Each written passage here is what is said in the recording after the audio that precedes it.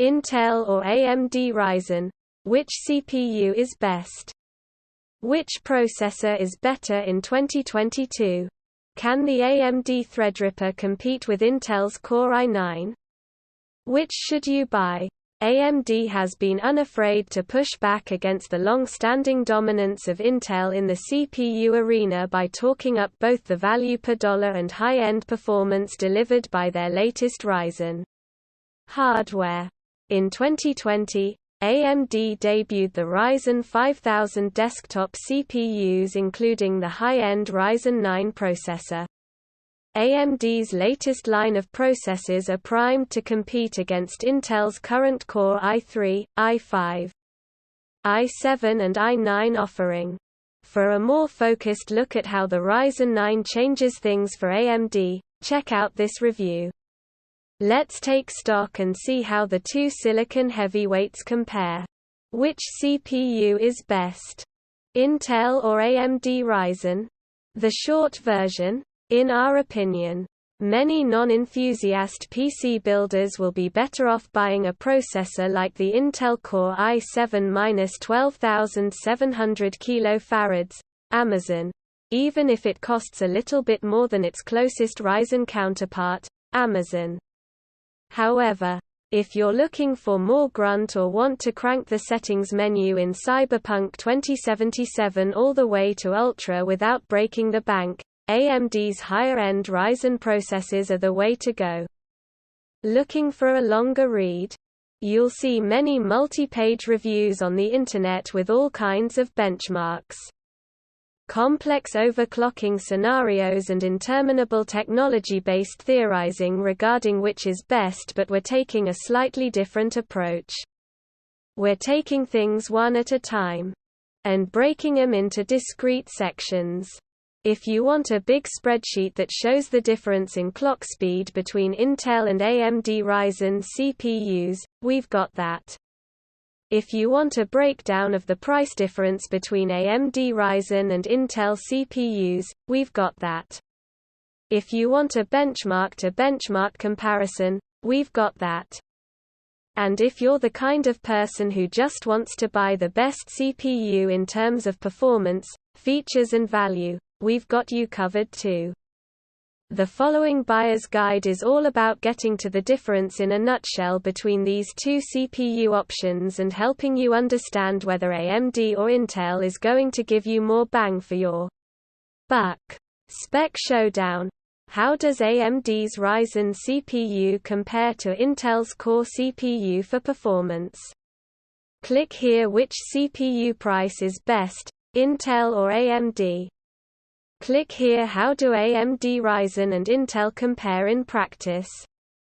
Click here. Which CPU should you buy right now? Click here. AMD Ryzen.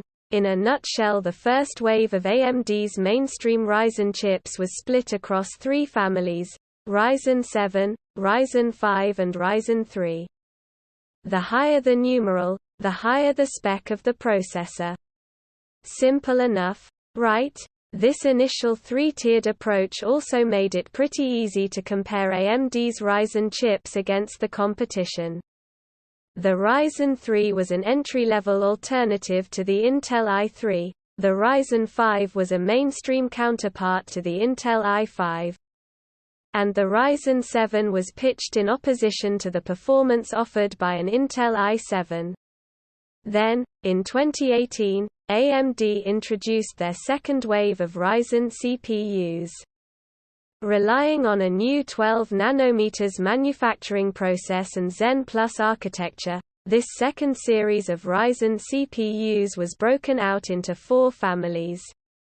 The Ryzen 3, Ryzen 5 and Ryzen 7 all returned. This reincarnated Ryzen family offered higher boosted clock speeds, reduced power consumption. AMD also topped out the range with a set of ultra-high-end CPUs called the Threadripper. Where the mainline Ryzen range offers an impressive 8 cores and 16 threads, the Threadripper series starts at 12 cores and 24 threads and goes all the way up to 64 cores and 128 threads. It's wild.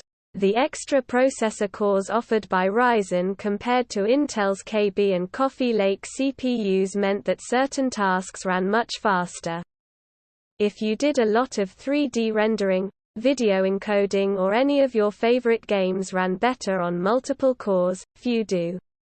But some popular titles like Battlefield 1 and CIV are included in the short but growing list, then the extra money was well worth paying.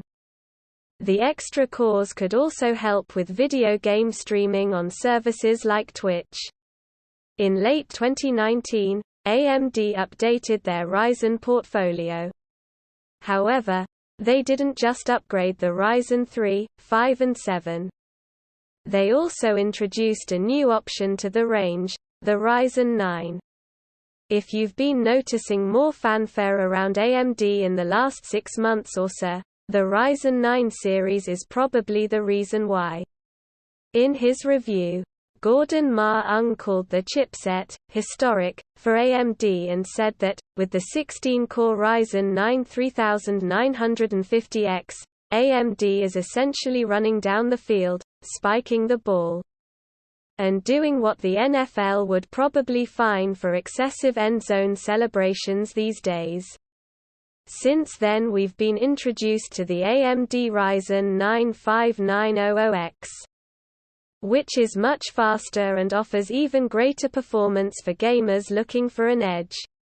If you're looking for a short and easy way to navigate AMD's Ryzen family, here's the most important thing you need to understand. Right now, every current AMD Ryzen CPU you can build a desktop PC around falls into one of the following 5 families. Ryzen 3 starts at $314 on Amazon, Ryzen 5 starts at $316 on Amazon, Ryzen 7 starts at $449 on Amazon, Ryzen 9 starts at $744 on Amazon, Ryzen Threadripper starts at $4,510 on Amazon, Intel Core. In a nutshell, generally speaking, Intel Core i7 CPUs perform better than Intel Core i5 CPUs, which are in turn better than Core i3 CPUs. A Core i7 does not have 7 cores, nor does Core i3 have 3 cores. The numbers are more of an arbitrary way to distinguish between their relative processing powers than a specific designation based on core count or clock speed or anything technical like that. There's also the Intel Core i9 to consider.